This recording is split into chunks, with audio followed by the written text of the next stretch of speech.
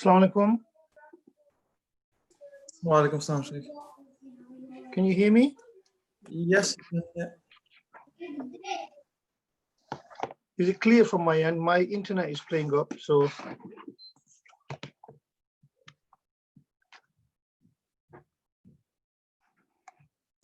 Yeah, I think it's fine. Shall we start? Sorry, I'm a bit late. My internet was playing up. No worries. Okay.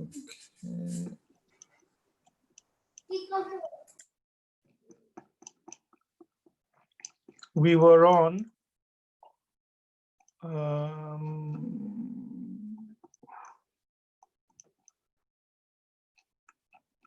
I'll tell you now. Dabt, page 69.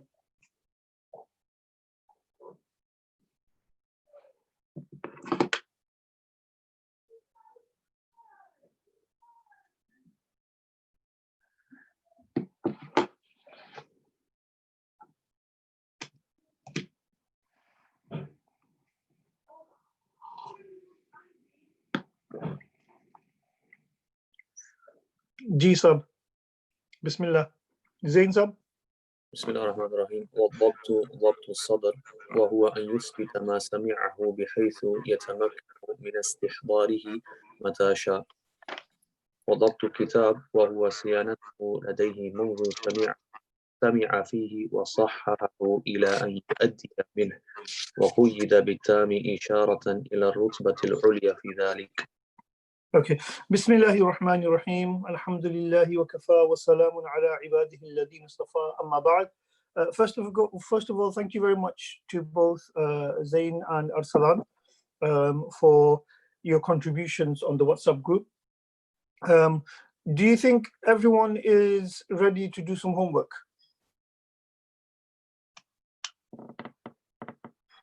Zain sab, I'm asking you. All right, yeah, why not?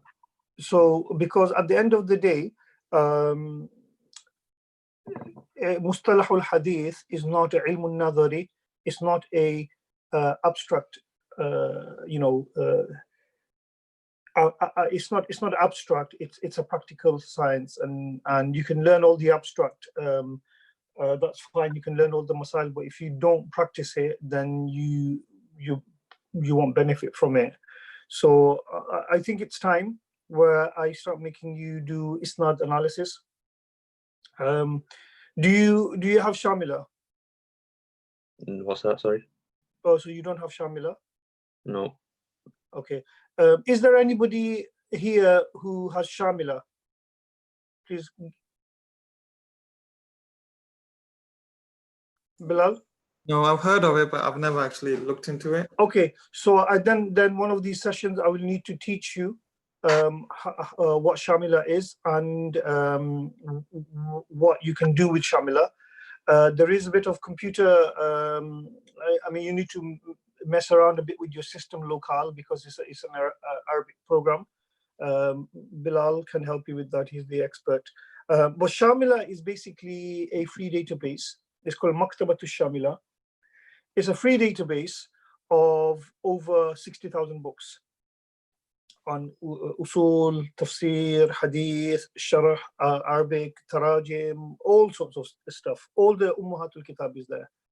And it's a good source of research because nowadays, I mean, who has the space? I mean, I don't really have any, especially in this house. This is a new house. Most of my books are still either in my office or they're in Oldham. So I really don't have any books here, but I have like 4 terabytes of books on my hard drive. And I have Shamila, which is about over 60,000 books. They're all free. It's not illegal. This is not illegal download. This is a free software, and you download the books onto the Shamila. There's search facilities and things like that, and it makes research really easy. So sometimes later I will teach you about Shamila and how to download it, how to install it, and how to use it, because I think it's a very, very powerful program. One of the things with Shamila is that it makes you a bit lazy. because research has become quite easy. But that's fine. I will also tell you to look up certain things, in books and things like that, so that you don't become too lazy and you know how to do things. Is that okay? Zain Sab, is that okay? Yeah, it's fine. Chalo. So we were talking about the Sahih. The Sahih Hadith, and the Sahih Hadith is that which has been ما نقل أو ما نقل العدل التام أو ما نقل العدل والضبط التام باتصال السند من غير الشذوذ ومن غير العلة. So Imam Ibn Hajar is now doing sharh, an explanation of what he means by these quyud, by these conditions. So the first one was adl. Adl, he mentioned, adl is a kind of one's character. And he mentions two things in adl. One is malaka, and the other one is muru'a. Okay? And malaka is malakatun tahmilu ala mulazim. He has the capacity. So I'm just basically doing a recap. Capacity to accommodate taqwa. And then muru'a is different. Muru'a is one's social conduct. Okay, so I mean, there is differences of opinion as to how muru'a is ascertained, and muru'a is something which is one's social standing, will differ from location to location and also from time to time. So, for example, the ulama in the description of muru'a. So muru'a is, like the opposite of muru'a in Urdu will be baghairat. Yeah, so the muru'a will be somebody who is seen to do certain halal things, right? To do certain halal things which are not haram to do, but it goes beyond the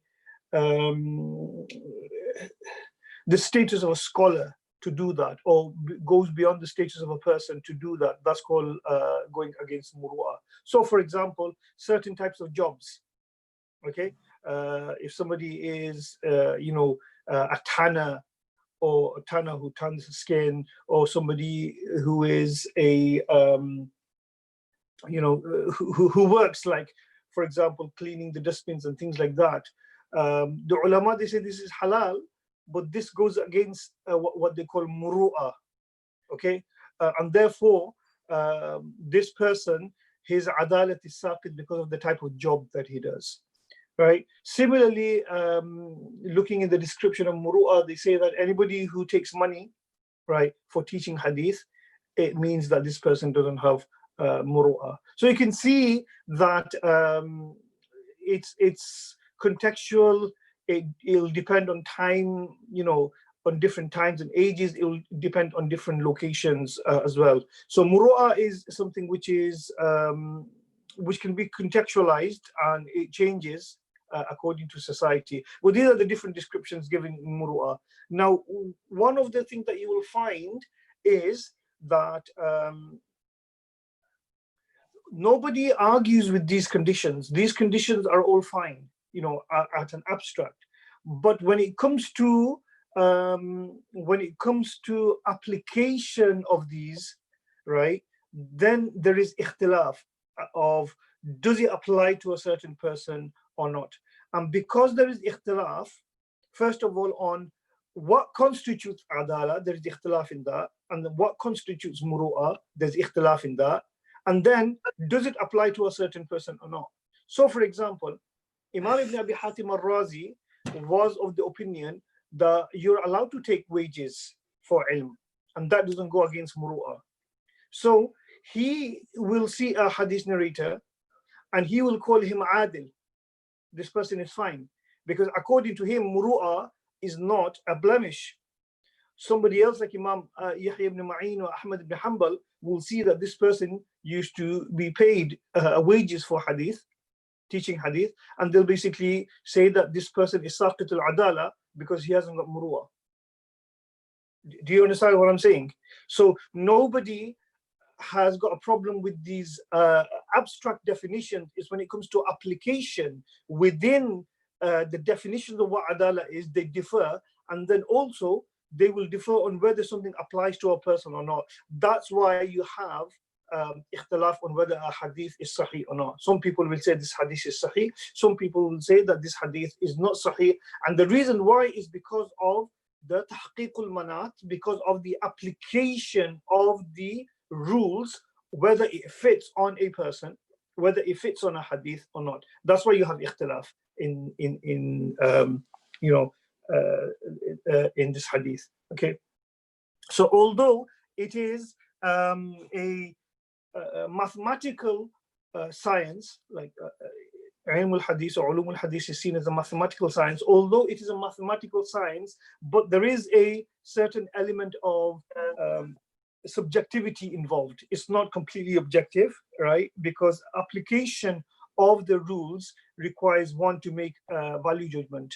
And therefore, these value judgments are based on one's own predilections, one's own presuppositions, one's own understanding of what piety is, what's own understanding of taqwa is, own understanding of muru'ah is, own understanding of what bid'ah is, what fisq is.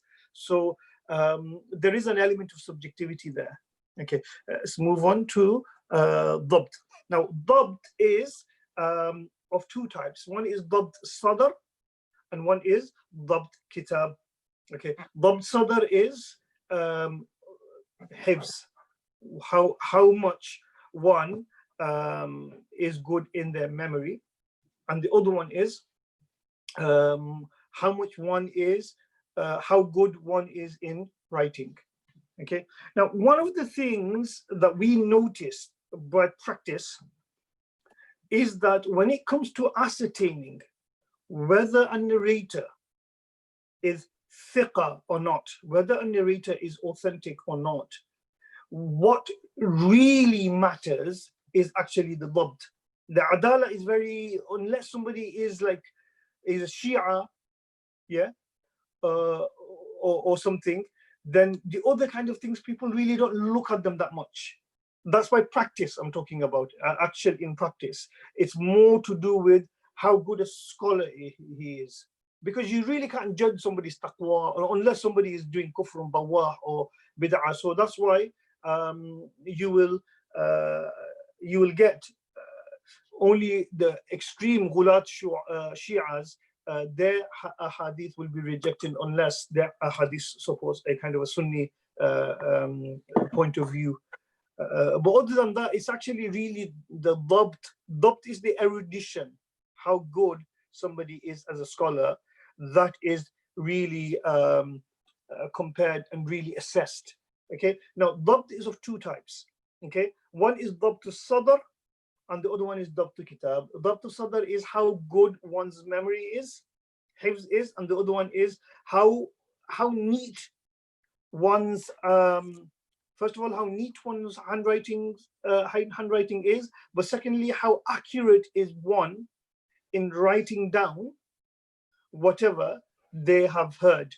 Remember that these majlis of, or what we call amali, these majlis of hadiths where they are narrating hadiths and not teaching, in the sense that they're not explaining the hadith, they're just kind of narrating it.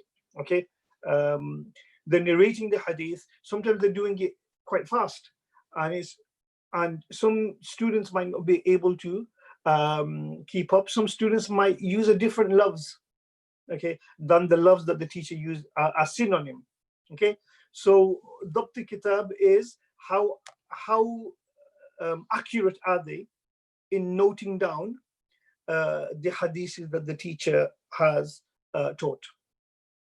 ضبط الصدر وهو أن يثبت ما سمعه بحيث يتمكن من استحضاره متى شاء.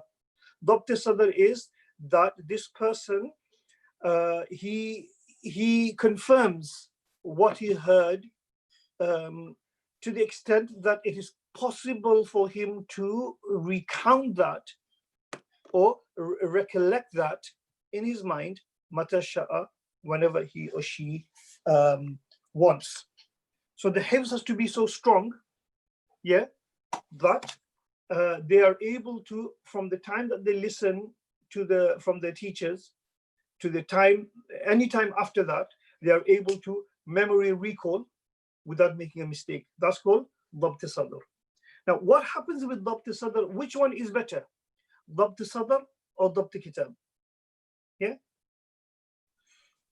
So the ulama, although there is a high virtue of hifz and memory, and Islamic culture and Arab culture is known for their kind of memory, but it's actually the kitabat, writing down, which is seen as more confident instilling than the hifz. And the reason why is because there is a saying in Arabic, al-ilmu saydun, al-ilmu saydun wa kitabatuhu qaydun. Al-ilmu saydun wa kitabatuhu qaydun. Ilm is like a prey, it's like a hunt, a game, right? It will try to run away from you at the first chance. How do you capture that ilm? Is by writing it down. Once you've written it down, you might forget it from your memory, but it's written down in a book. So you can always come back to it. But once your memory has gone, your memory is gone. And this is why we find that there were so many hadith scholars, okay? For example, Abdullah ibn Dinar and others, who became senile towards the end of their life, and they forgot, okay, the hadiths that they narrated, and we will read about this later on. They forgot the hadiths that narrated by dint of them being human beings, they forgot. So then the ulama, they say that everyone who has heard from this particular sheikh before this year, then the hadiths are sahih. Everyone who heard from this sheikh after this year, that's when he became senile, those hadiths are not sahih.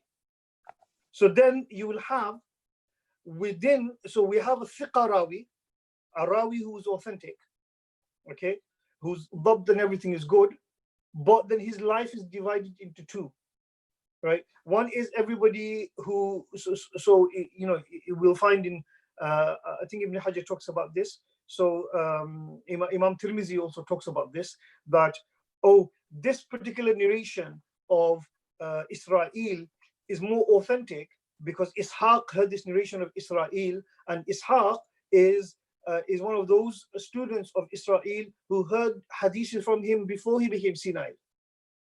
Yeah. And the other people have heard hadiths from him, but they heard hadiths from him at a later age. By that time, he became senile.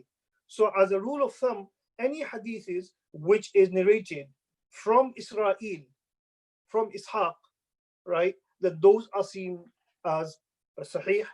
Any hadith narrated by from Israel by other students will be deemed as not sahih because they heard it in the later age. So even within the same rawi, you will find that there's the dhabt itself is broken into phases depending on the mental health and capacity of the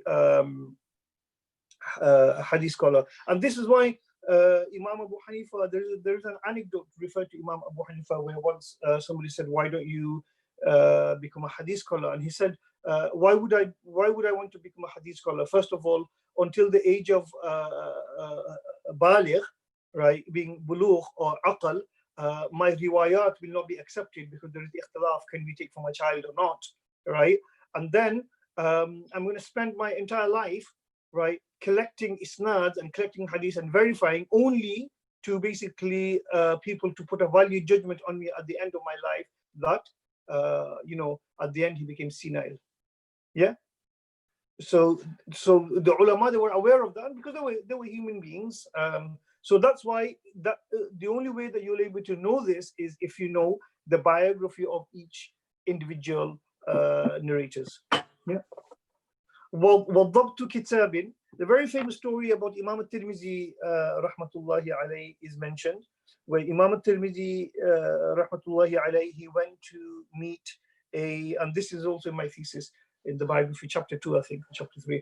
Imam al-Tirmidhi rahmatullahi alayhi went to meet a particular muhaddith who he wanted to take hadith from, and the muhaddith would not allow people to narrate from him unless you write it down, because there is a saying in English, the weakest writing is still stronger than the strongest memory.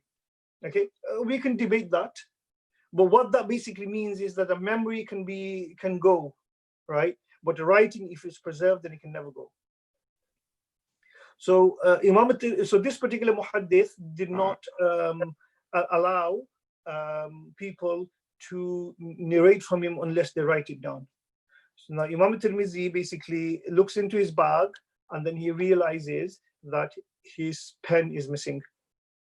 So what he does, in order to listen to hadith, he's giving the impression that he's writing, but he hasn't actually got a pen, and he's using his fingers just to move, so that he's giving the impression that he's writing, just so that he can listen to the hadith.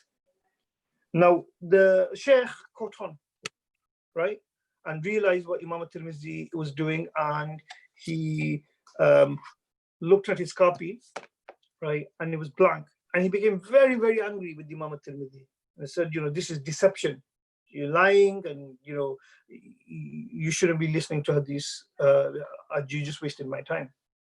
Imam al-Tirmidhi rahmatullahi alayhi, what he did was, the hadiths that the scholar narrated, 40 or 50 of them, he narrated those back with the isnad of the sheikh, right, verbatim, showing that how powerful Imam al-Tirmidhi's memory is.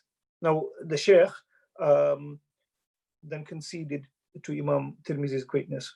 A similar story is mentioned about Imam al-Bukhari rahmatullahi alayhi, that when Imam al-Bukhari first came to Transoxiana, and when he wasn't famous yet, but people started hearing about him, the ulama of Samarkand, they wanted to test his knowledge to see whether he really is a muhaddith as the way that people claim. So what they did was, they got 10 hadiths, right? And what they did was, they mixed up the isnads of the hadiths. They mixed up, the hadith number 2's isnad was put on hadith number 3, hadith number 3's isnad was put on hadith number 2. Yeah. So, and they mixed it up, and they made a majlis ilm and invited ulama and also non-ulama to come. And Imam al-Bukhari was put to the test, and they narrated one hadith after another. Hadith number 1, with the isnad, said, have you heard this hadith? No. Hadith number 2, have you heard this hadith? Imam Bukhari says no. Nope. Hadith number 3, have you heard this? Until they went through all 10, and Imam al-Bukhari basically said, nope, I haven't heard a single hadith. Now the awam, the general public, they thought, this guy claims to be a muhaddis, he doesn't know any of the hadiths. But the ulama kind of understood that this guy knows what he's doing. But then Imam al-Bukhari basically repeated the hadiths with the incorrect isnads back to them verbatim, right? He said, you said hadith number 1 with this isnad, with this matan, and he verbatim gave them the wrong isnad, the one that they narrated. He gave them that one back, and they then basically said, the correct isnad for this matan is this. Hadith number 2, you gave me this wrong isnad, and the correct isnad is this. So on the spot, he memorized the incorrect isnad and then rectified that by giving the correct isnad. You think that people like this, then they need to have eidetic memory? People like this is no longer available. We have this tendency that we don't accept these kind of things for people in our day and age. We accept it only for people who have gone past, because it's something which can never be attainable. Okay? Dad, where's the iPad? I don't know. Whose iPad? The iPad I was using last day, Google's. I don't know, go and ask your mum. Sorry. Okay, then go and look somewhere. Sorry, I forgot what I was saying. Yeah, so so asatizas and teachers, when I was studying in Egypt, during my days of hadith studies, we saw teachers who were completely blind. They can't see a single thing. But when they were teaching us hadith, they were able to say the isnad of the hadith from memory, and not only the isnad of the hadith, but the biographical data of each narrator in the isnad from their memory. It's fascinating stuff. Okay, so that's Dabt Sadr. Dabt Sadr was sought after. It's something which was sought after in the Arabian kind of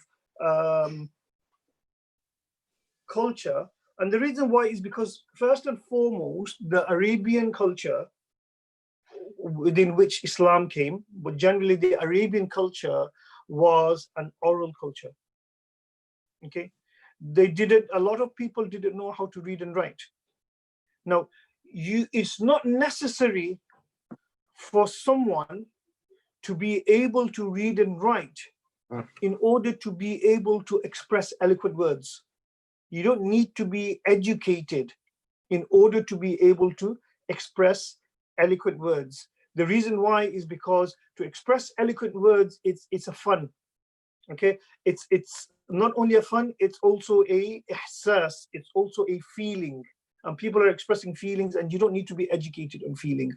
So most of the Arabs, they did not know how to read and write, but they were experts on Arabic literature and poetry because their entire society was an oral community. Okay, the entire isnad system starts from the lineage, the genealogy. Okay, ilm al-ansab. This person's father is this person, this person's father is this person. Zaid, close the door, please. Right. So the entire isnad system is based on the Arab lineage, and the Arab lineage is, nowadays we have like lineage trees, but they used to memorize these things.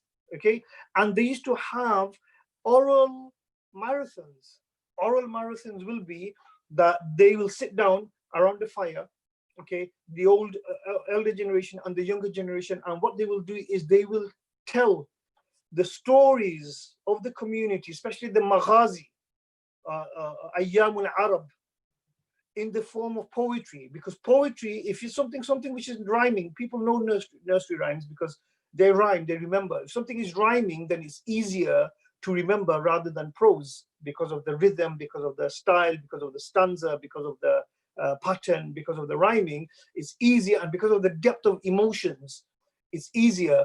And this is a signature of an oral community. Okay, and Islam came into that oral community. The Quran, first and foremost, is a book which is read out loud. The Quran, first and foremost, comes from the word qiraat. Okay, it's first Quran, then it's kitab.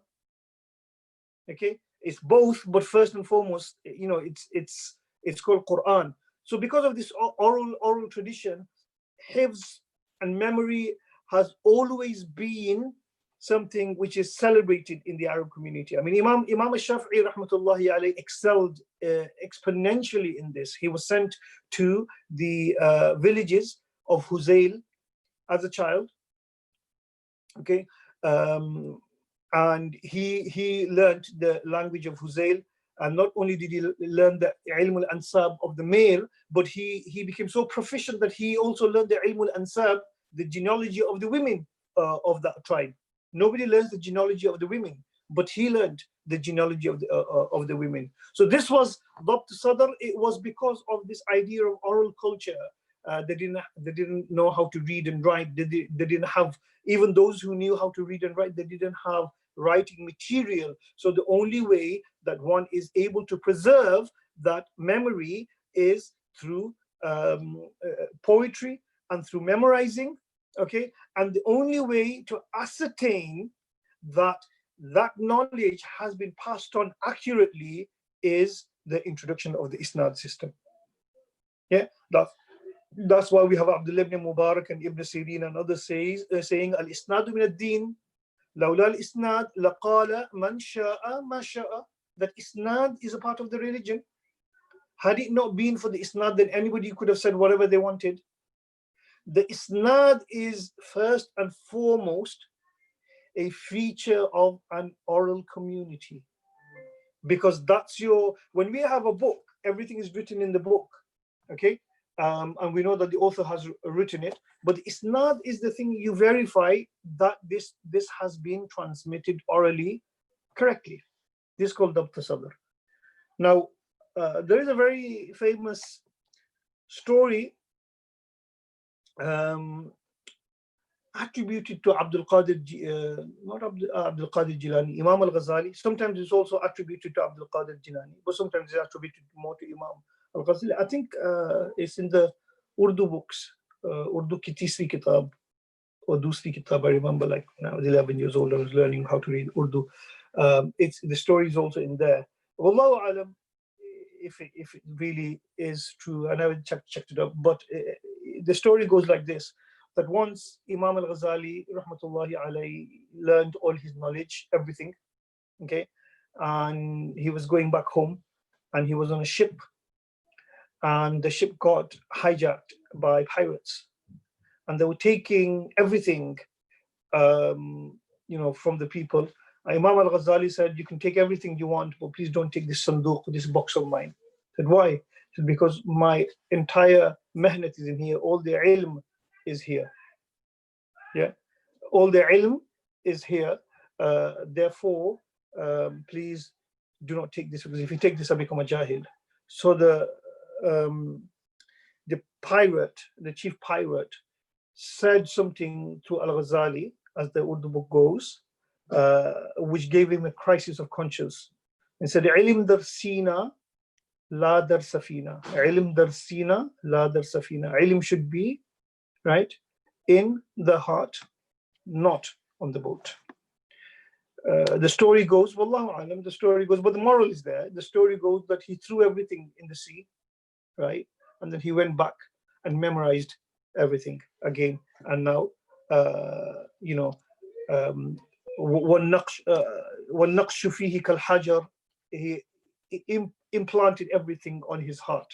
Okay, so there is the fadilat of hifz, fadilat of memory. We have that in Islam, but also there is fadilat of writing.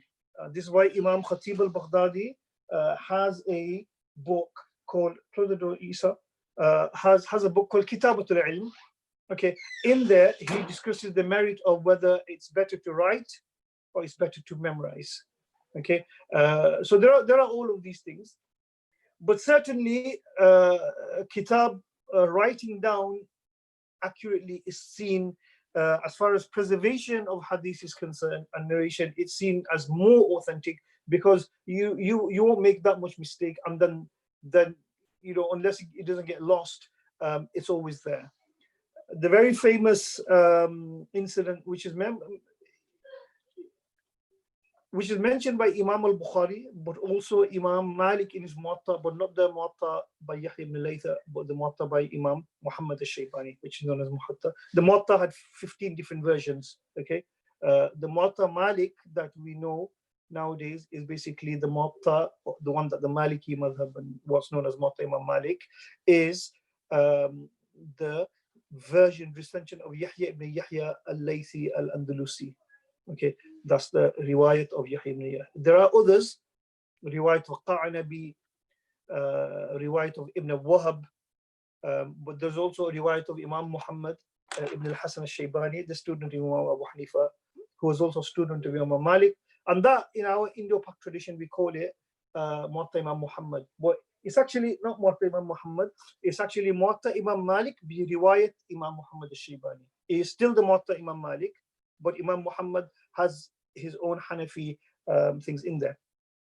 So this incident is mentioned there, that when Umar ibn Abdul Aziz, rahmatullahi alayhi, when he realized that a great number of companions were dying away, he went to Muhammad ibn Shihab al-Zuhri and he said to him that I wish, or I command you to go and collect hadith from all over the Muslim world and write them down and put them in one collection. He says, فَإِنِّي أَخَافُ دُرُوسَ الْعِلْمِ فَإِنِّي أَخَافُ دُرُوسَ الْعِلْمِ, because I fear that ilm will become obliterated. Darasa yadrusu durusan, another meaning of darasa yadrusu. Darasa yadrusu means to study, but another meaning of darasa yadrusu is to basically be obliterated, mitana, right? To completely get destroyed. So فَإِنِّي أَخَافُ دُرُوسَ الْعِلْمِ, I fear that ilm in early Islam, in the formative period of Islam, the word ilm used to refer to hadith, knowledge of hadith. Ilm wal fiqh, hadith and fiqh. Okay, so again, this is a istilah. Okay, the word ilm doesn't mean knowledge, it means hadith, ilm al hadith. فَإِنِّي أَخَافُ دُرُوسَ الْعِلْمِ. So I want you to collect all of the hadiths because I fear that knowledge will die out, or ilm hadith will die out because the companions are dying. So thus ضبط صدر. What about ضبط كتاب? وهو صيانته لديه منذ سمع فيه وصححه إلى أن يؤدي منه. And ضبط كتاب is to preserve it with the rawi since the time he has listened to it, وصححه إلى أن يؤدي, and to correct it to the time that he passes it on. Meaning that what that basically means is two things here. He says to preserve it, so preserve the manuscript, but not only to preserve the manuscript, but also to do tasheeh of it. What does it mean by tasheeh of it? Tasheeh means that you correct your manuscript by either comparing it to the Sheikh's manuscript. Remember, we're not talking about books today, we're talking about books in those times, or by Qiraat ala Sheikh. So now this is two things here. Again, these are reminiscence of oral culture. The highest level of reception of hadith. This is called tahammul al-ahadith wal-ada, tahammul wal-ada, reception of hadith and transmitting of hadith, right? There are 7 ways that one can receive hadith. The highest level of reception of hadith is known as sima'. Okay, sami'atu, or to use the word haddathana, or to use the word akhbarana. Yeah, haddathana Malik. Malik reported to us. Or better than that is sami'atu. That's basically saying that I have heard it, meaning that Malik has dictated and I have heard it, or I have written it down directly from the teacher's mouth. Haddathana or akhbarana. There is a difference of opinion as to whether haddathana and akhbarana means the same thing.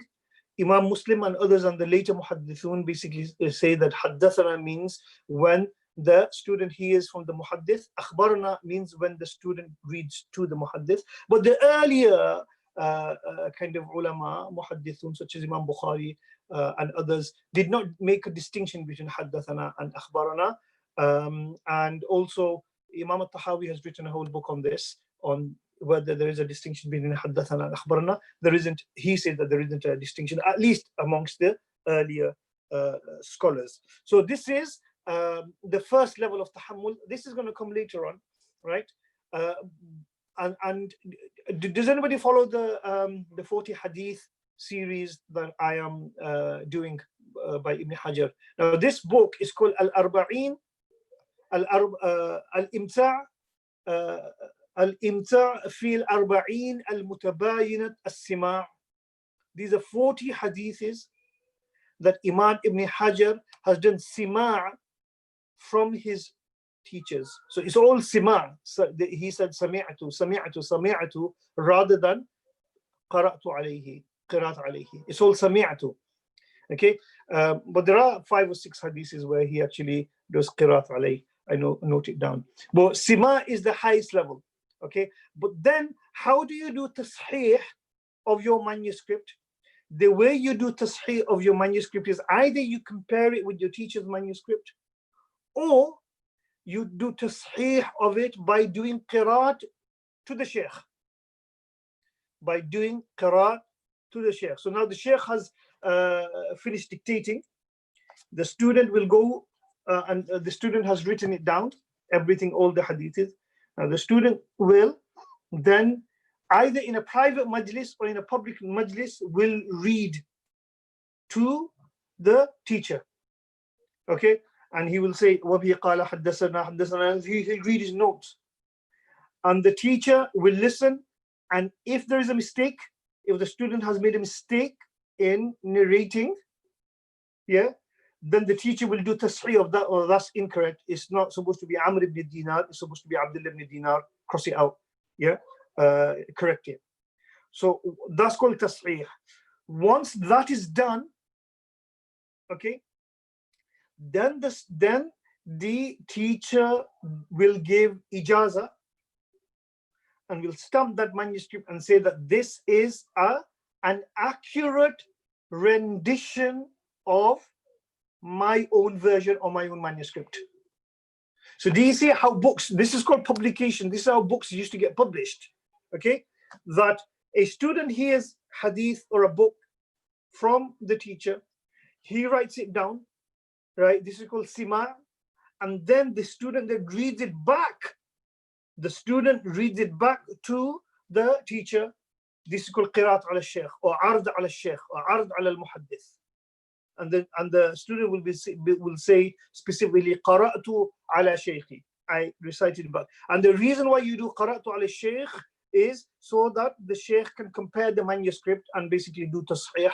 After the sheikh is convinced that what the student has written and what he has in his original manuscript, what at least in his memory, is 100% or near accurate, the sheikh can then give ijazah that this is an accurate rendition of what I believe to be a true manuscript that I have. This is originally the benefit of, or originally the faida of the ijazah system. Nowadays, ijazah has become barakah, for barakah. You know, the more ijazah you have is actually only for barakah. You don't really add anything to hadith or not, that's just a personal kind of thing. But in the beginning, the isnad and the ijazah, isnad functioned as a preservation of the particular hadith. The ijazah functioned as a preservation of a book, or preservation of a collective bundle of knowledge from a sheikh. That's what the ijazah was. Ijazah basically, now I have given you ijazah to teach this book because it represents accurately what I have taught you.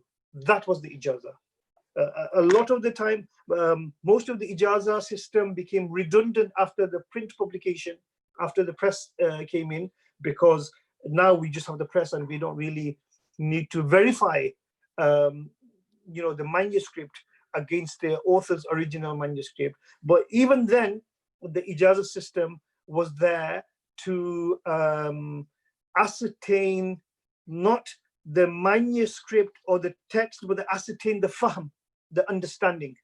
So then the ijazah system took a different kind of turn, and then it was used after the print publication, and even before that, but after the print publication more, it took a turn of ensuring that the fahm, the understanding, is the correct understanding of the teacher. So it's a way of controlling, okay? So you controlling, because maybe the student comes out with his own interpretation. That interpretation might be really wacky, right? You don't attribute that to your teacher because your teacher never said that. So once the teacher is very confident that you have understood the hadith like the way that he has taught you, he will give you ijazah. And sometimes it is known that ijazah has been taken away. So for example, Sheikh Nur Hamim Kala, he writes about his Sheikh Abdurrahman al-Shaghuri, rahmatullahi alayhi. He has an article somewhere in Masood blog. Sheikh Abdurrahman al-Shaghuri, rahmatullahi alayhi, that Sheikh Abdurrahman al-Shaghuri used to, well, at least in one incident, he took the bay'ah, you know, the khilafat, the ijazat of bay'ah away from a khalifa of his. This is to do with silsila, it's not necessarily to do with hadith, but it's the same. The isnad system is the same, the silsila is the same, right? So, and how? Why? Because one day this Khalifa of Sheikh Abdurrahman al-Shaghuri was discussing Muhyiddin ibn Arabi's Wahdatul Wujud with him, okay? And Sheikh Abdurrahman al-Shaghuri realized that the student's understanding of Wahdatul Wujud of Ibn Arabi is different from Abdurrahman al-Shaghuri's. Then Abdurrahman al-Shaghuri said, no, it's like this, it's like this. It's not like this, it's like this. And the student said, well, according to my research, it's like this. And they came into a bit of a heated dispute. Sheikh Abdurrahman al-Shaghuri basically said that since we have departed in our understanding of Wahdatul Wujud and our silsila is based on the concept of Wahdatul Wujud, you can no longer be my Khalifa. I absolve you of my Khilafat. And he took the ijazat of him. Similarly, we find this in the biography of Mawlana Shafi Thanavi, that one of his Khalifas, he you know, came to visit him. He comes in his Sawani. He came to visit him, and he had a child with him. And Mawlana Shafi Thanavi asked the Khalifa, did you pay a child's ticket or did you pay an adult's ticket? Because the child was like 12 or 13. And he said, no, I paid a child's ticket. So he said, look, that's a lie. You should have paid a full fair ticket. You have broken the conditions of the bay'ah. I take the ijazah off you. So there are instances where ijazah have been taken off people. The modern one is Ali Raziq Abdul Razzaq, an Azhari scholar. Ali Raziq Abdul Razzaq, an Azhari scholar, brilliant scholar. He wrote a book on Islamic politics, and in there he basically said that democracy should be the way forward. Now, he was saying that back in the 1950s, and democracy is not against Islam. We should adopt the Western notion of democracy. This did not bode well with the ulama of Azhar, and they rescinded and took his doctorate away. They basically said, no, we take your doctorate away. Okay, so these kind of things happen. So this is from the tasheeh. So originally the tasheeh was to either do tasheeh of the memory or tasheeh of kitab, against the teacher's memory or against the teacher's book, by comparing or by doing qiraat ala shaykh. Once the shaykh is convinced that the tasheeh is correct, then the shaykh will give ijazah, okay, that this is a correct version of, you know, it's a correct mirror of the version that I have, okay. That becomes ijazah. Later on, after the publication of books, ijazah was more relegated to kind of tasheehul mafahim, understanding, and even nowadays it's basically more to do with the barakah and you know, collecting the isnad and things like that. So somebody once asked Sheikh Yunus Jaunpuri, rahimahullah, who passed away last year. He was a great muhaddith from India, one of my mashayikh. He spent 50 years of his life teaching Bukhari and Muslim. I mean, he knew Hafiz ibn Hajar as Fathul Bari by heart. And somebody asked him, said, what's the use of collecting so many isnads and going and, for barakah. What's the use? What are you going to do? And Hafiz John Puri, rahmatullahi alayhi, Sheikh Yunus Sahib, he basically said, there is no faida, because you're not going to add anything to the hadith, and you're not going to detract anything from the hadith. But he says, somebody who doesn't do that, and who thinks there's no benefit in that, he said, unke paas muhaddisin ka wo shauq nahi hai. Muhaddisin ka wo shauq nahi hai.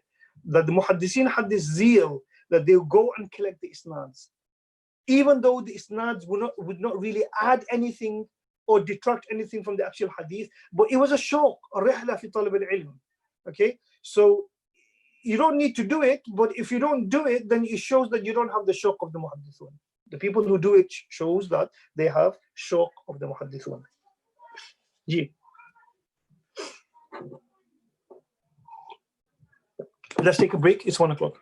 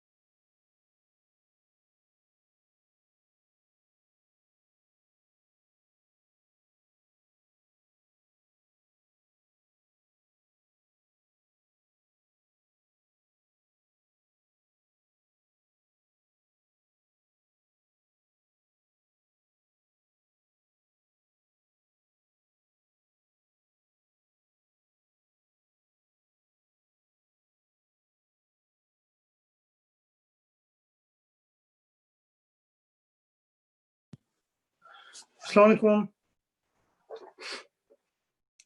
Where's this guy?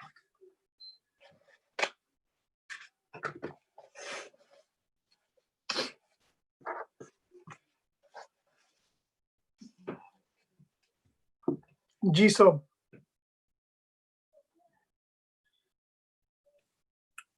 Did we do this last bit? وَقُيِّدَ بِالتَّامِ.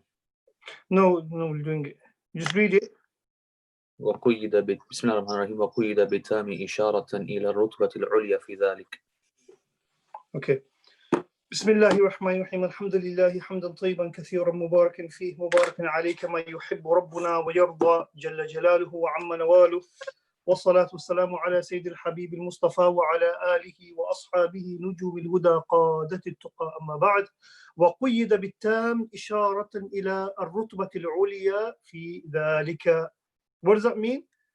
It means, if we don't need to go back, but if we look at the definition of Sahih that Imam Ibn Hajar gave on page 66, you don't need to go there. I'll say it. وخبر الآحاد بنقل عدل تام الضبط متصل السند.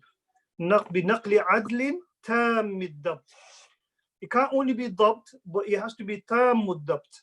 That's why Imam Ibn Hajar says, وَقُيِّدَ بِالتَّامِ إِشَارَةِ إِلَى الرُّتْبَةِ الْعُلْيَا فِي ذَلِكَ. The reason why the condition of tam, complete dabt, erudition, إشارة is an indication of the highest degree of dabt in that. What that basically means is that you can also have degrees within the dabt. Yeah, so you can have somebody who is tam dabt and somebody who is just dabit, who is not tam dabt.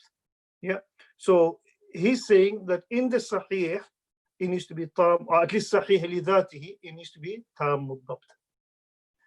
Wal muttasilu ji. So can the tam al-dabt, can that come into any of the two categories, ضبط الصدر and ضبط كتاب? Yeah, yes. والمتصل ما سلم إسناده من سقوط فيه بحيث يكون كل من رجاله سمع ذلك المروي من شيخه والسند تقدم تعريفه. والمتصل ما سلم إسناده من سقوط فيه. متصل is that isnad which is free from any drops, okay, which is free from any breaks. بحيث يكون كل من رجاله سمع ذلك المروي من شيخه. How? In this manner that every person in the isnad has heard the narration from his sheikh. And we know that the sanad, the definition of sanad is, sanad is حكاية عن طريق الإسناد, الإسناد. So we've studied that before. So basically muttasil means that it's an unbroken chain. Unbroken chain. So one of the conditions of sahih is that it has to be an unbroken chain. We'll talk about this in a bit. We'll come back to it. We'll carry on. So you can have different breaks in different parts of the chain. You can have breaks in different parts of the chain. If the chain, the break is in the position of the sahabi, then this is called mursal. The concept of break itself is called inqita. If the break is because the student is dropping out the sheikh on purpose, this is called tadlis. If there is two places where there is a break, then this is called mu'dal. Yeah, G. والمعلل لغة ما فيه علة واصطلاحا ما فيه علة خفية قادحة. So mu'allal, the mu'allal or mu'all or illal in the lugha, in the lexical meaning, it just means an illness. In technical hadith studies, it means that illa khafiyya qadiha. Yeah, illa khafiyya qadiha. It's a hidden defect which is qadiha, which has a aspersion. It disparages the hadith. Now, Qadiha here is not, it's a sifat kashifa, sifat kashifa. It's illatun khafiyatun qadihatun. Qadiha is a sifa, okay? It's an adjective of illa. Yeah, the word illa, but it's a sifat kashifa. Zain, do you know what sifat kashifa is? I don't know technically, I can guess. Is it one that kind of elaborates or clarifies Yes. something? So there are two types of sifa, right? This we're talking about nahwu now, sifat mawsuf. There are two types of sifa. One is sifa qaydiyya, and the other one is sifa kashifa. Sifa qaydiyya is basically, it's a conditional adjective.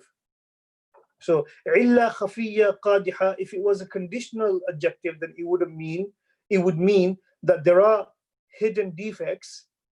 There are hidden defects which are not qadiha. So you can have hidden defects as long as they're not qadiha.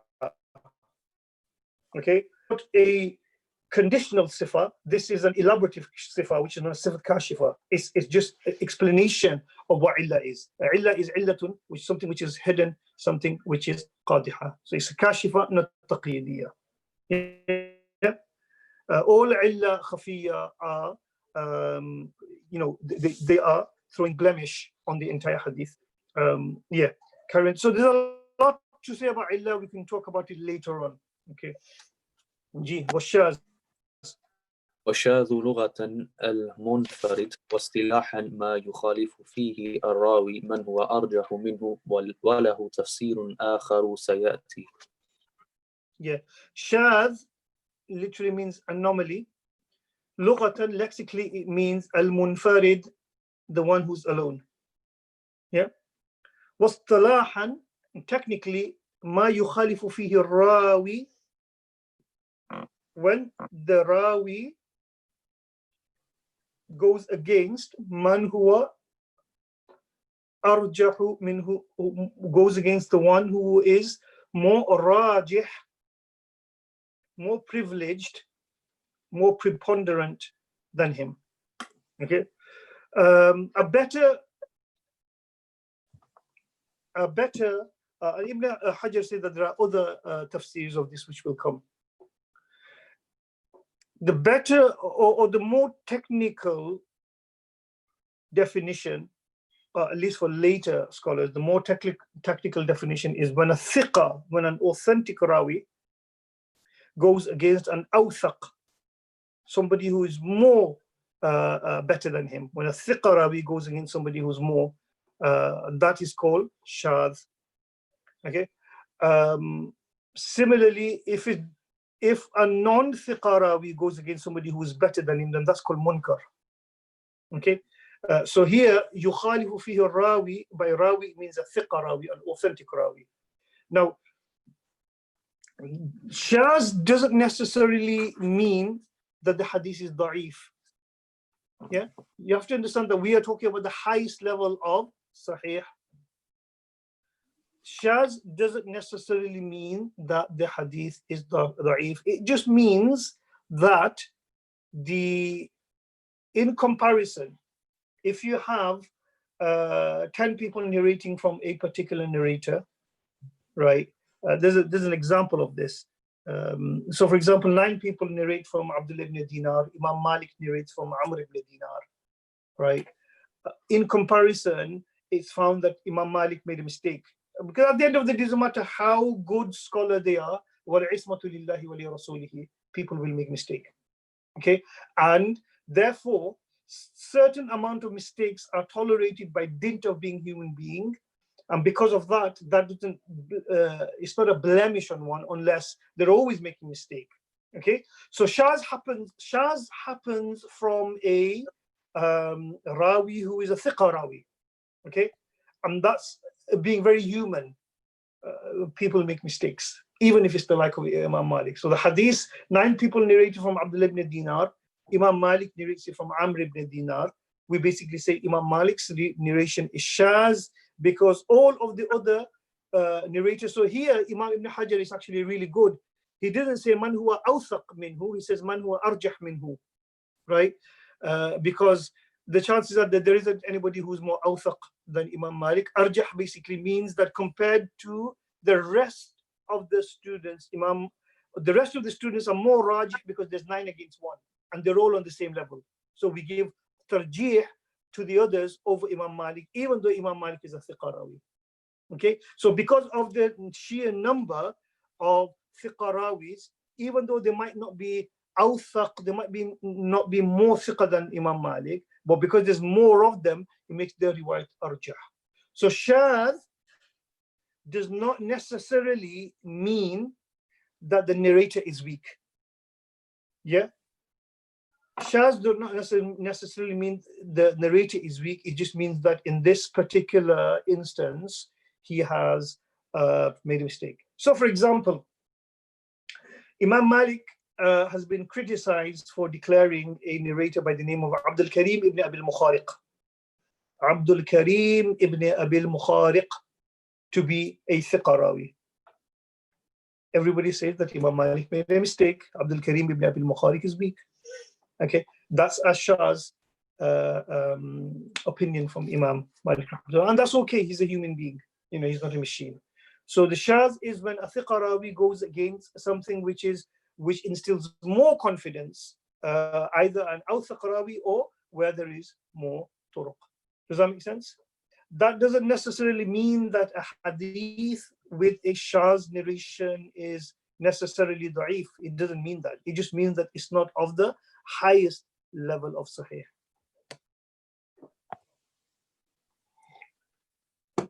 Is that okay? Yeah. Jisab. Tanbih. قوله وخبر الآحاد كالجنس وباقي قيوده كالفصل. Okay, so Imam Ibn Hajar says قوله. By قوله, he basically means his words, or he means the words of Ibn Salah. Okay.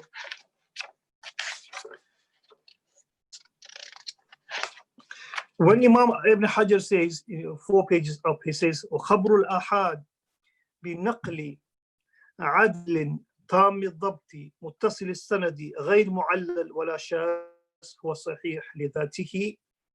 He's explaining these now. What does it mean? So خبر الآحاد كالجنس وباقي قيوده كالفصل.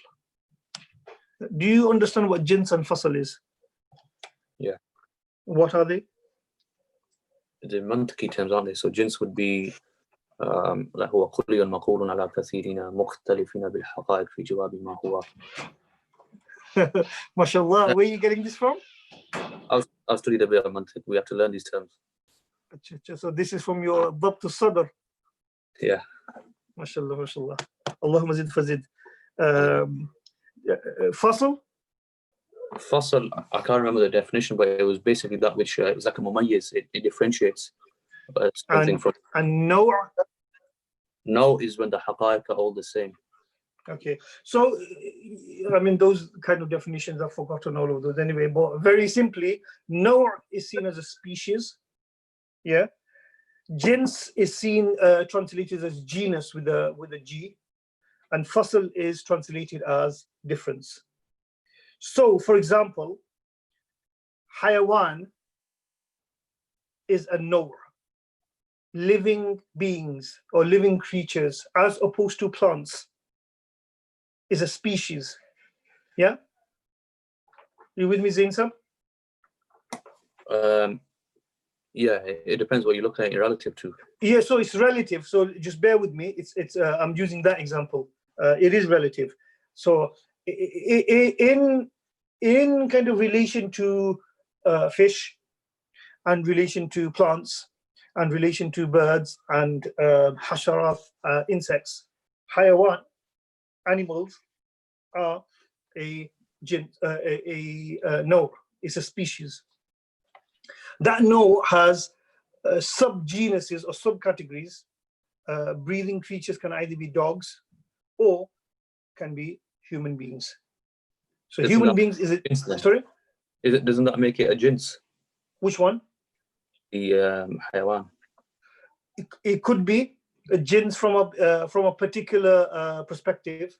It can be, but from this perspective, I'm looking at it's relative. I'm looking at it from the point of view of no. If the species at the top is hayawan, right? Then we have within it different ajnas of hayawan. So we have a dog, right? We have we have human beings, we have tigers, we have these are not because under jins, right, comes mumayyizat, right? And the mumayyizat separates the jins. Now, you can say that from one perspective, it is the haywan is a jins, but from this perspective that I'm talking about, haywan is a no. Within it, you've got these categories, which are humans. And then within the humans, you've got fasl, right? You've got the fasl is man, woman, child, Amar, Bakr, Zaid, right? So from that perspective, so you've got a species, right? You've got insan, you've got man, woman. Similarly, humans itself can be a no. Okay, it can be a no humans, and then within humans you have different jins.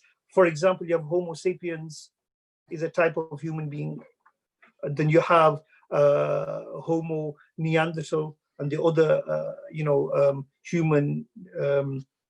humans, and then within the Homo sapiens you have man, woman. So yeah, the thing is that these are relative to each other, but what we understand here is that Imam Ibn Hajar is saying that Khabr al-Ahad functions as the jins, it's the genus, it's a general term, right? Because Khabr al-Ahad is a general term, it comprises mashhur, it comprises aziz, it comprises gharib. So then how do we differentiate Khabr al-Ahad from all the others? We basically say that Khabr al-Ahad, when he is binaql al-adl tam al-dabt muttasil al-sanad ghayr mu'allal ghayr shudhuz, then it distinguishes the Khabr al-Ahad from the other types of Khabr al-Ahad. So the baqi quyud is the fasl. Yeah. So again, yes, the jins and the no and all of that, they're relative to each other. You can look at it from different ways. Yeah. Number two, ba wa qawluhu bin naqli adlin ihtiraz amma yanquluhu ghayru adl. When he says bin naqli adlin, here the word adl is sifat ihtirazi or sifat qaydiyya, right? Ihtiraz amma yanqulu ghayr adl. So if a rawi who is not adil narrates, then that hadith is not sahih. Yeah, carry on. وقوله هو يسمى فصلا يتوسط بين الخبر مبتدا والخبر يؤذن بأن ما بعده خبر عما قبله وليس بالنعت له. So again, he's now talking about the Arabic. He says, when he says وخبر الآحاد بنقل عدل التام الضبط متصل السند غير معلل ولا شاذ هو الصحيح لذاته. So the pronoun here هو, he says this is known as ضمير فصل. Yeah, هو الصحيح لذاته, this is known as ضمير فصل. It comes between the mubtada and the khabar, and it gives ويؤذن بأن ما بعده خبر عما قبله, and it gives the information that whatever is coming after it, as-sahih li zatihi, is a khabar of something which is before it. This huwa dhamir fasl in Arabic la mahalla lahu fil i'rab. There is no i'rab on it. Okay, so it's not a sifa. Imam Ibn Hajar says, he says it's la mahalla fil i'rab. It has no i'rab. It's what's the benefit of that? The benefit of that is yufidul hasar. It gives somebody's channels somebody's attention towards a particular thing. So he says وخبر الآحاد بنقل عدل تام الضبط متصل السند غير معلل ولا شذوذ الصحيح لذاته. That's the khabar. Yeah. So before that was all mubtada, and the khabar is sahih li zati, and huwa is a dhamir fasl which la mahalla lahu bil i'rab, but it's coming for us to pay attention that the khabar is what we call something which needs to be homed in on, and that is sahih li zati. Anyway, that's just Arabic really, not the not really part of the ulum al-hadith. So let's carry on. وقوله لذاته يخرج ما يسمى صحيحا بأمر خارج عنه كما تقدم. So when he says صحيح لذاته, he is excluding صحيح لغيره from that. يخرج, it excludes those that are called sahih because of an external factor, such as sahih li ghayrihi is when the hasan has got a number of turuqs, and because of that it becomes sahih. G. وتفاوت رتبه فعل تتفاوت رتبه أي الصحيح بسبب تفاوت هذه الأوصاف المقتضية للتصحيح في القوة، فإنها لما كانت مفيدة لغلبة الظن الذي عليه مدار الصحة اقتضت أن يكون لها درجات بعضها فوق بعض بحسب الأمور مقوية. وإذا كان ذلك وإذا كان كذلك فما تكون رواته في الدرجة العليا من العدالة والضبط وسائر الصفات التي توجب الترجيح كان أصح مما دونه. Yeah.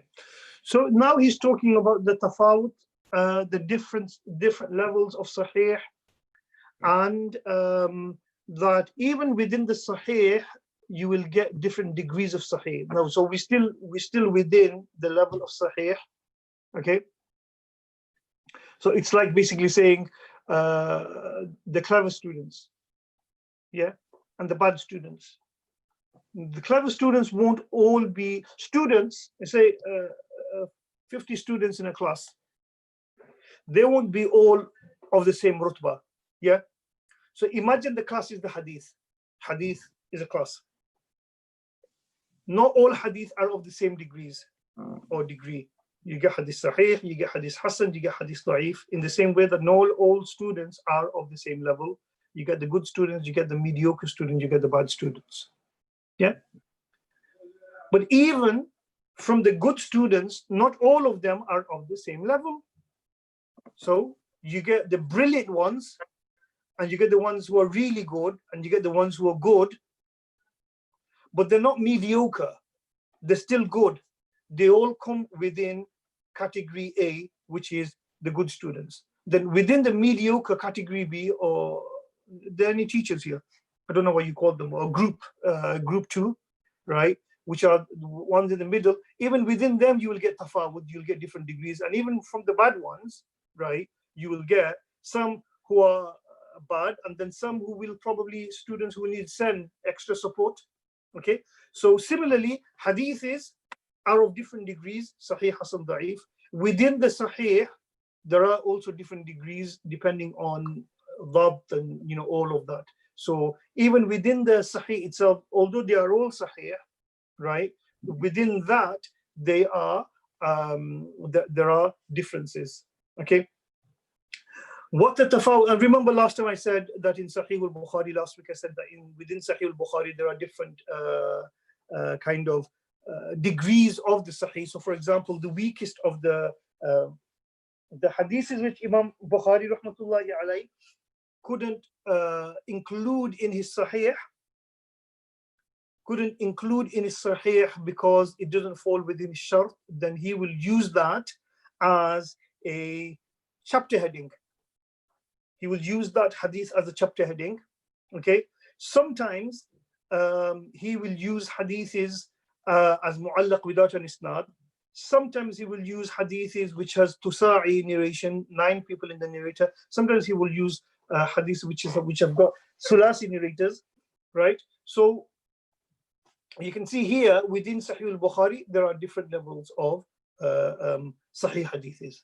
Okay, so وتتفاوت رتبته أي الصحيح, the degree of the Sahih differs بسبب تفاوت هذه الأوصاف المقتضية للتصحيح في القوة, due to differences of these conditions which are required for a hadith, due to the strength of these conditions which are required for a hadith to become or to declare a hadith to be sahih. فإنها لما كان مفيدة لغلبة الظن الذي عليه مدار الصحة. Hence, when a sahih hadith gives a preponderant confidence of knowledge, which is the pivot of understanding something to be sahih. So ghalabat al-zan, right, is all that we need. We don't need yaqeen to declare something sahih. The madar of sihha is ghalabat al-zan. Ilm al-yaqeen, daruri or nazari is added bonus. So the madar of sihha, the basis of sihha is ghalabat al-zan. So when the basis of sihha is ghalabat al-zan, then obviously, depending on the different degrees of intensity of these conditions, there will be different darajat. بعضها فوق بعض, some higher than the other, بحسب الأمور المقوية, depending on the things which consolidate and solidify and fortify the hadiths. So again, here he's repeating, he's saying the same thing in different ways. وإذا كان كذلك فما تكون رواته في الدرجة العليا. So وإذا كان كذلك basically means, if that is the case, what is the case? What does كذلك refer to? It means that if the madar of sihha is based on ghalabat al-dhan, right, and therefore we can have degrees in the sahih hadith because of the strength of the different conditions. وإذا كان, if that's the case, then those ruwat who are on the highest level of adala and dabt and every other conditions that require the tarjih, وسائر الصفات التي تجوز كان أصح ممن, they will be more sahih, or their hadiths will be more sahih than the ones that fall below the conditions of darajatul ulya.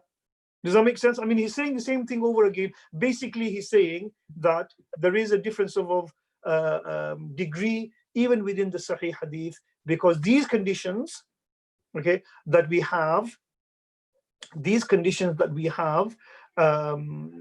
they will not fit onto a particular, on every single narrator in the same way. It's not a fit all. Some of them will have more dabt, some of them will have more adalat, some of them will have most of the riwayat, or the riwayat will be muttasil al-sanad. Some of them will have less.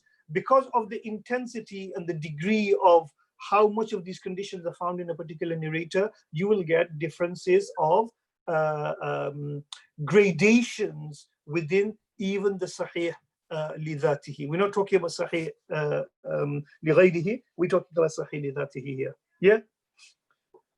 فمن الرتبة العليا في ذلك ما أطلق عليه بعض الأئمة. Now he's basically going on to talking about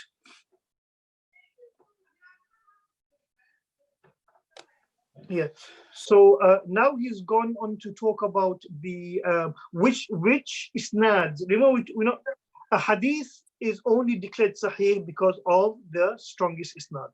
Yeah. So which isnad is seen as the strongest? So he says famina. So this is where ulum al-hadith from an abstract science becomes a practical science. You really need, if you really want to understand ulum al-hadith, then there's a lot of memorizations that you need to do. Okay, there is a lot of memorization. First of all, you need to know who the major players are, who the major critics are, and then you need to know who the major rawis and their students are. For example, you need to know Ibn Shihab al-Zuhri, who he studied from, who studied from him, when did he start studying, when did he die, and then you need to know about his major students. Within his major students, there will be 3 degrees of students. Okay, you need to know who are in the first degree, you need to know who are in the second degree, you need to know who are in the third degree. That basically requires you to develop what we call teacher bundles. Okay, the way that you can do that is, there's a number of ways that you can do that. One way to do that is just to go one rawi, one by one, right? That will take you quite a long time.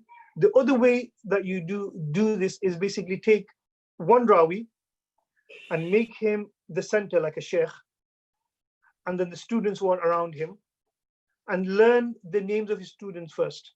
So it's just pure memorization, but learn them according to, like, for example, Imam Yahya ibn Ma'in has a book called Kitab al-Ilal. In that book, he says Ibn Shihab al-Zuhri has got 3 categories of students. The students who did mulazama, right? Mulazama. So if you look at my PhD thesis, I think in the beginning somewhere all of this is mentioned. If you do mulazama, those who stayed with Ibn Shihab al-Zuhri and they were faqih, then they are seen as the strongest student of Ibn Shihab al-Zuhri. So what you need to do is you need to learn Ibn Shihab al-Zuhri, who he studied from and who studied from him, and who are his first tier students, then who are his second tier students, then who are his third tier students. So you need to learn them in clusters. If you learn them in clusters, then it'll be easier for you to kind of remember these things. You need to have mnemonics. Don't worry about this. Later on, as we progress, I am going to give you some homework. Like, I'm going to give you some digging to do, either to draw isnad charts or to basically draw teacher bundles. Okay. Like I said, in Azhar, we used to have a whole lesson dedicated to names of mashayikh, names of hadith scholars, when they were born, when they died, who they studied from, when they started doing rihla for talab al-ilm, who studied with them at age. Dates is very important in hadith studies. The reason why dates is important in hadith studies is because it then tells you who met when. Yeah. So, فَمِنَ الرُّتْبَةِ الْعُلْيَا فِي ذَلِكَ, the highest degree of sahih is ما أطلق عليه بعض الأئمة, what some ulama have mentioned generally, أطلق generally, أنه أصح الأسانيد, that this is the most sahih isnad. Okay, so now we are talking about what is the most sahih isnad, which one is the most sahih isnad. Whichever isnad you hear, right, if you hear this isnad, then is it the most sahih or not? So the ulama have done this job for you. They say that if this isnad comes, if you have this isnad, then understand that this is the most sahih. If you have this isnad, then understand that this hadith is isnad is weak. As a result of that, the hadith will be weak. So from the asah al asanid is Zuhri. From the maratib, from the highest degree is Zuhri, from Salim ibn Abdullah, from his father Abdullah ibn Umar. Yeah, Zuhri from Salim ibn Abdullah, from Abdullah ibn Umar.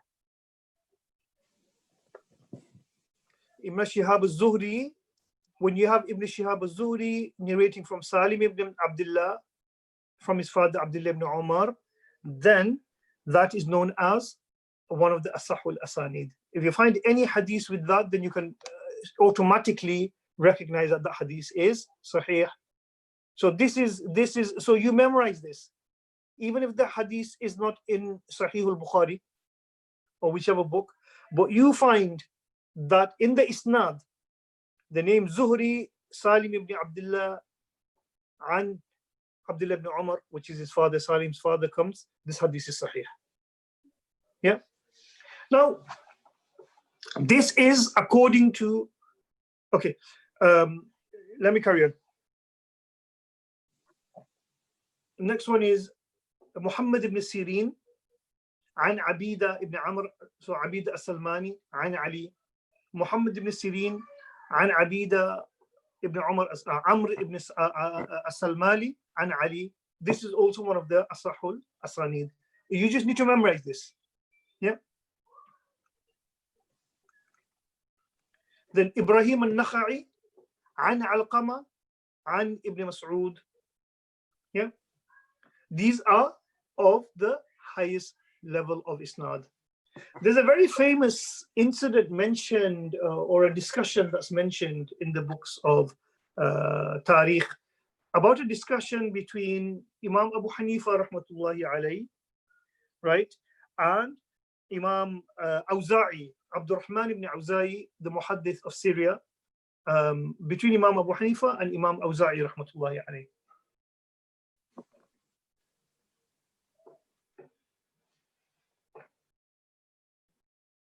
There is a saying about Imam Awza'i. Awza'i alimun bis-sunnah la bil-hadith. Awza'i is an alim of the sunnah and not hadith. Was Sufyan alimun bil-hadith la bis-sunnah. Sufyan is an alim of hadith but not of sunnah. Okay. وَمَالِكْ عَالِمٌ بِهِمَا, and Malik is an alim of the Sunnah and of a Hadith. From here, you can understand that there is a slight difference between the Sunnah and the Hadith. If you want to know what the difference between Sunnah and Hadith is, then the Qawaid Ulum al-Fiqh paper, that Ulum al-Hadith paper that I put on the Nuzha WhatsApp group, please read that. I go into much details on the difference between Sunnah and Hadith. So there is a beautiful story, anecdote narrated, related about Abu Hanifa and Imam Awza'i, that once Imam Awza'i asked Imam Abu Hanifa that why do you not do Raf'a Yadayn, okay, whereas Raf'a Yadayn, picking up the hands when you go to ruku and things like that, whereas there is in the hadith, he says Haddathana, Imam Awza'i says Haddathana Zuhri عن سالم ibn Abdullah عن ibn Umar أن رسول الله صلى الله عليه وسلم رفع يدين عند الصلاة. So he says Zuhri عن Salim عن Abdullah ibn Umar, that the Prophet did رفع يدين. So he gave the isnad. He goes, this is in the hadith and it's in the Asahul Asanid. So Imam Abu Hanifa basically says, well, I have a hadith where we say that the Prophet didn't do Rafa Yadayn. Says Haddathana Hammad عن إبراهيم النخعي وأسود النخعي عن علقمة عن ابن مسعود, that the Prophet did not do Rafa Yadayn. Imam Awza'i becomes angry and he says, I narrate to you from Zuhri, from Salim, from Abdullah ibn Umar, and you basically say Ibrahim al-Nakha'i, Alqama and Ibn Mas'ud. What is this? Right? Because Awza'i was thinking that his isnad is stronger than Imam Abu Hanifa's isnad. Imam Abu Hanifa responds to that and he says, Hammad, his teacher Hammad, afqah min Zuhri. Hammad is more understanding of fiqh, of hadith, than a Zuhri. Zuhri is just a narrator, right? He says, Ibrahim al-Nakha'i afqah min Salim ibn Abdullah. Ibrahim al-Nakha'i is more faqih than Salim ibn Abdullah. Yeah? Alqama, he says, Aswad al-Nakha'i is thiqa, but he said Alqama ibn Waqqas al-Laysi, he says he is no less in fiqh than Abdullah ibn Umar, even though Abdullah ibn Umar was a Sahabi. Imam Abu Hanifa says Alqama ibn Waqqas al-Laysi is no less than Abdullah ibn Umar radiallahu ta'ala anhuma, even though Abdullah ibn Umar radiallahu ta'ala anhuma is a Sahabi. But as far as fiqh is concerned, Alqama is no less than him, and Ibn Mas'ud is Ibn Mas'ud. Now, look at this narration again. Yeah, Zuhri's narration. He says, حدثنا أوزاعي's narration. حدثنا زهري عن سالم عن عبد الله بن عمر. Between Awza'i and the Prophet sallallahu alaihi wasallam, 3 people. Yeah. Imam Abu Hanifa's isnad. He says, حدثنا حماد عن إبراهيم النخعي عن أسود وعلقمة. So he's got 2 people in that degree. عن أسود وعلقمة عن ابن مسعود. So how many people is between Imam Abu Hanifa and the Prophet sallallahu alaihi wasallam? Zain sir? 4, And how many is between Awza'i and the Prophet? 3. 3. So by dint of mathematics, whose sanad is shorter? Awza'i's. Awza'i's sanad is shorter. It's a more, what we call isnad ali. It's a more higher isnad. But a higher isnad normally is more authentic than a lower isnad, because the chances are that there is less mistakes. But Imam Abu Hanifa gave tarjih to a isnad safil over a isnad ali because of the tarjih of the fuqaha over the muhaddithun. So he gave tarjih, even though his isnad is isnad safil, is longer than Awza'i's isnad, but he declared Raf'a Yadayn not to be an authentic sunnah, and it's more rajih over Awza'i's hadith, because the narrators in his isnad are all fuqaha in addition to Ahlul Hadith. Do you see? So this is rajjaha bi fiqh al-ruwat kama rajjaha bi fiqh al-ruwat kama rajjaha al-Awza'i bi ulu al-sanad. Do you get that? What was the last bit that you just said? رجح أبو حنيفة بفقه الرواة كما رجح الأوزاعي بعلو السند. Imam Awza'i, he basically bagged on the fact that his sanad, Zuhri, Salim, Abdullah ibn Umar, is short. And he got angry with Abu Hanifa. He says, I'm narrating from Zuhri and you narrating from Hamad. But Imam Abu Hanifa, although his isnad is longer, but every single narrator in his isnad are fuqaha, and this is a matter of fiqh. So he gave tarjih to the fiqh. Yep. So وَدُونَهَا فِي الرُّتْبَةِ, the second degree of scholars who are lower than the first degree of Sahih scholars are riwayat Burayda ibn Abdullah ibn Abi Burda عن جده عن أبيه أبي موسى. So this is Burayda ibn Abdullah, is the grandson of Abu Musa Ash'ari radiallahu ta'ala anhu, who narrates from Burayda ibn Abdullah, who narrates from his grandfather, who narrates from his grandfather Abu Burda radiallahu ta'ala anhu, who narrates from his father Abu Musa Ash'ari radiallahu ta'ala anhu.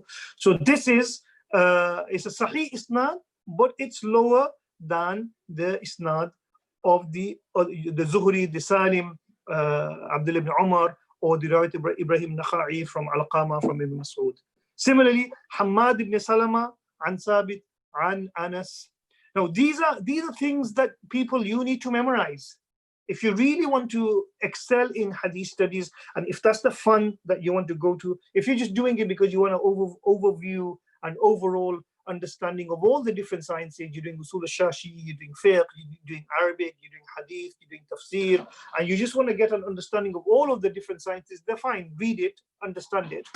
But if you want to become somebody who wants to major in ulum al-hadith, then you need to memorize those. These are the tools of your trade. You need to memorize those. Yeah. So Hammad ibn Salama, you need to memorize those isnad. Hammad ibn Salama an Sabit an Anas.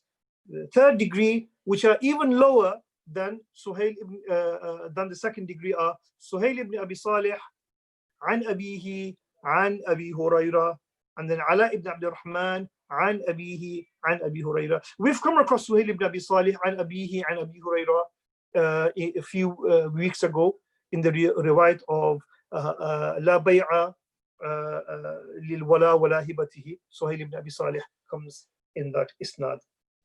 Now, here, so do you understand what is happening here? Although there's a lot of names, do you understand what is happening here? Yeah, he's just showing the different ranks of isnad. Okay, now let's just go back to Zuhri's isnad again. Yeah, Zuhri's isnad. Sheikh Hatim al-Auni basically does istidrak on Ibn Hajar here, and I think that the istidrak is founded. He basically says, and then Imam Ibn Hajar also talks about this. Imam Ibn Hajar says it's incorrect to basically say this is the most sahih isnad. He says rather than that, I mean he doesn't say that. Sheikh Hatim al-Auni says, because rather than that, you basically need to study this isnad in cluster. Okay, and you basically need to say that the isnad of Abdullah ibn Umar radiallahu ta'ala anhu, the isnad of Abdullah ibn Umar radiallahu ta'ala, there are certain isnads coming from Abdullah ibn Umar which are strong, and there are some which are mediocre, and there are some which are weak. This is the strongest of the Abdullah ibn Umar isnad. This is the weakest of the Abdullah ibn Umar isnad. So for example, Abdullah ibn Abbas radiallahu ta'ala anhu, there is a book, a tafsir attributed to him called Tanwir al-Miqbas fi Tafsir ibn Abbas. But people basically say that this is a fabricated because in the isnad we have the name Kalbi comes in.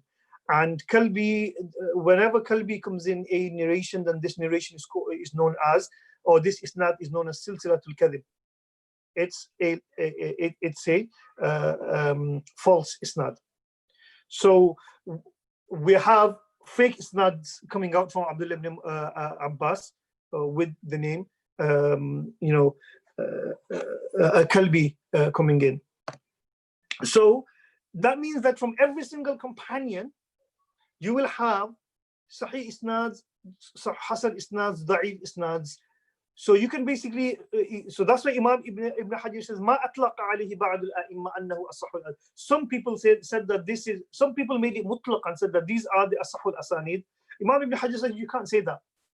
The more general you make it, the more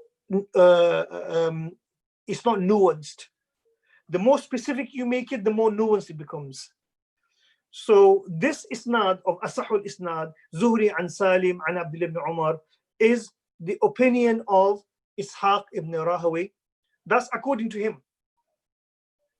You see, now this is where Isnad or Ulum al-Rijal and Hadith becomes difficult, because we have to deal with a number of variations, right? Why? Okay. We have Abdullah ibn Umar radiallahu ta'ala anhu. We want to know which is the strongest isnad from Abdullah ibn Umar radiallahu ta'ala anhu. So clearly we have here Zuhri an Salim ibn Abdullah and Abdullah ibn Umar is the strongest isnad to Abdullah ibn Umar, which means that there will be Hasan isnad from Abdullah ibn Umar and Da'if isnad from Abdullah ibn Umar. So that's a cluster of isnads from Abdullah ibn Umar. But the problem is, who says that Zuhri an Salim and Abdullah ibn Umar is the strongest isnad from Abdullah ibn Umar? Who says that? Did Allah reveal that as a revelation? No, people said it. And if people said it, then it's mumkin al-wujud. It's possible that somebody else will say, actually, no, that's not the Asahul Isnad. This is the Asahul Isnad from Abdullah ibn Umar. Okay, then what you basically have is you need to take rather than taking a Sahabi, you need to take a narrator. And you basically need to say that according to this narrator, this is the strongest cluster of isnads from Abdullah ibn Umar. According to the same narrator, this is the Hasan of Abdullah ibn Umar. According to this same narrator, this is the weak isnad of Abdullah ibn Umar. According to the second narrator, or the second scholar, let's not say narrator, the second scholar, this is the strongest of Abdullah ibn Umar's isnad, this is the Hasan of Abdullah ibn Umar isnad, this is the Da'if of Abdullah ibn Umar. And then you can see that it grows, these isnad bundles will grow exponentially, right? But thankfully,